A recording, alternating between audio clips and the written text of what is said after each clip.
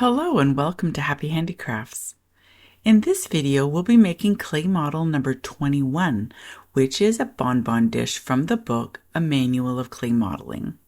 This book was originally published in 1912 and is apparently the book that was used by Charlotte Mason in her teaching of clay modeling.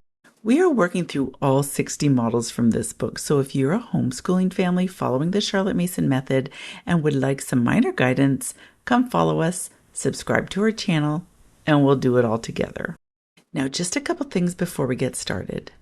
We are really excited to share with you that we have opened an Etsy shop called Happy Handicrafts Shop, where we'll be selling many of our Happy Handicraft projects that you've watched us create. We'll also have some creations that we've made just for fun. So if you see something that you love, it's a great way to support us and to help keep this channel going.